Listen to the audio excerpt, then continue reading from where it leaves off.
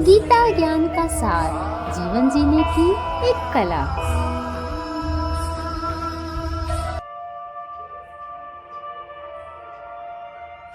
एक बात जो हमेशा लोग कहते हैं कि समय दुनिया में सबसे कीमती है।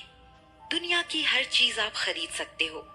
आपके पास पैसा हो तो आप जीवन का, इस दुनिया का कुछ भी खरीद सकते हैं, लेकिन समय को करोड़ों अरबों रुपया देकर भी नहीं खरीदा जा सकता। समय बेशकीमती नहीं है, समय अनमोल है।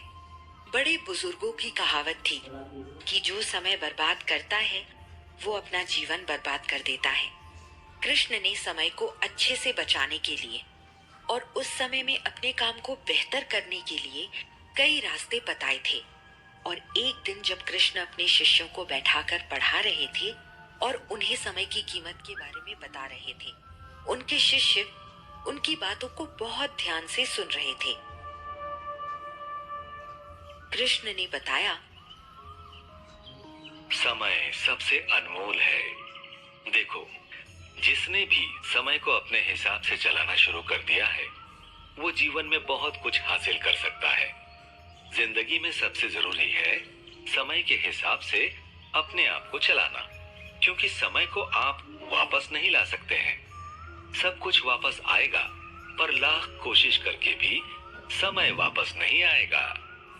इसलिए समय को व्यवस्थित ढंग से इस्तेमाल करने के लिए कई तरीके हैं जो आज मैं तुम्हारे साथ साझा करूंगा।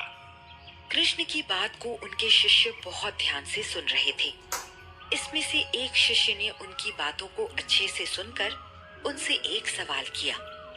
तो क्या गुरुजी, हम सच में समय को बहुत अच्छे तरीके से इस्तेमाल कर सकते हैं? क्या समय वाकई हमारे हिसाब से चल सकता है?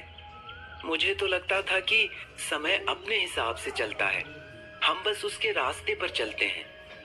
समय हमारे हिसाब से नहीं चल सकता है, लेकिन हम समय के हिसाब से चल सकते हैं।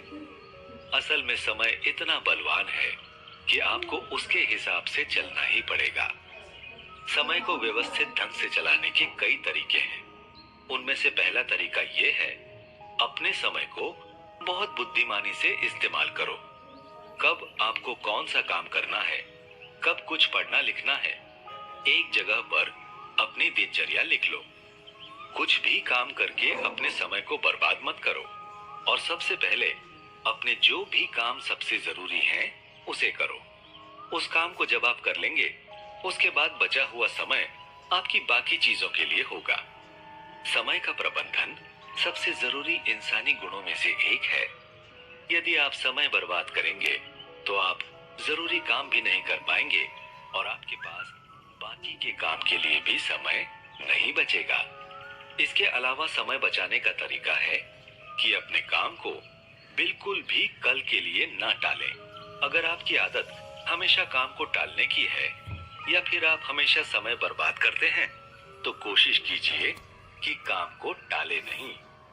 जो काम जिस समय का है उसे उसी समय पूरा करें। ऐसा करने से आपका समय बचेगा और आप किसी भी तरह का समय बर्बाद नहीं करेंगे और बाकी चीजों को भी अच्छे से कर पाएंगे। दिमाग में चिंता भी नहीं रहेगी। उसके अलावा जो भी काम आपको मिला है उसे वर्तमान समय में ही पूरा करो और उसी समय में रहो। ऐसा नहीं है कि आप बैठे आज में हैं और सोच रहे हैं कल के बारे में या फिर भविष्य के बारे में सोच रहे थे। बेवजह आने वाले कल के सपने सजा रहे हैं। ये सब सोचना बिल्कुल भी जरूरी नहीं। इसलिए हमेशा वर्तमान समय में उपस्थित रहें। फालतू के हालातों और चीजों से उलझे नहीं। फालतू की बातों में अपने दिमाग को भटकाए नहीं। उसके अलावा जब भी आप कोई काम करते हैं, उस काम के बीच में छोटा सा आराम भी लें। आराम लेना कोई गलत बात नहीं है।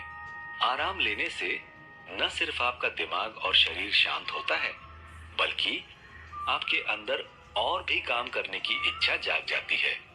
आपका दिमाग पूरी तरह से ताजा हो जाता है और फिर आप नए तरीके से, नए सिरे से फिर काम शुरू करते हैं।